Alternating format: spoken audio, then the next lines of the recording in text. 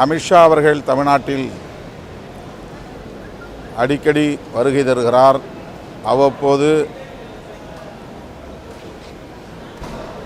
தாமரை மலரும் என்று குறி சொல்லுகிறார்.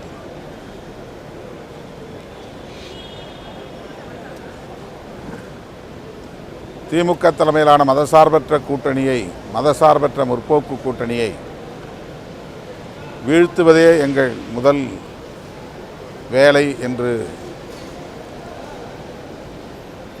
சவடால் பேசுகிறார்.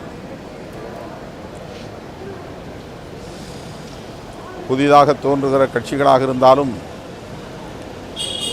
பழைய கட்சிகள் பாஜக போன்ற கட்சிகளாக இருந்தாலும் அவர்கள் மதசார்பற்ற முற்போக்கு கூட்டணியை வீழ்த்த வேண்டும் என்பதிலேயே குறியாக இருக்கிறார்கள். தமிழ்நாட்டு மண்ணில் அவர்களின் சதி முயற்சி வெற்றி பெறாது என்பதை உரிய நேரத்தில் மக்கள் உணர்த்துவார்கள்.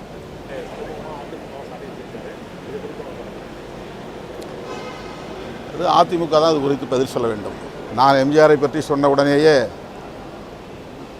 ஊ என்று எகிரி குதித்தவர்கள் இப்போது வாய் மூடிக்கொண்டிருக்கிறார்கள். எம்ஜிஆர், அண்ணா, பெரியாரை பற்றி மிகவும் கொச்சையாக பேசுகிற பாஜகவினரை பற்றி ஒரு வார்த்தை கூட இவர்கள் கண்டிக்கவில்லை. தற்குறி எடப்பாடி பழனிசாமி என்று பேசியவர் அண்ணாமலை.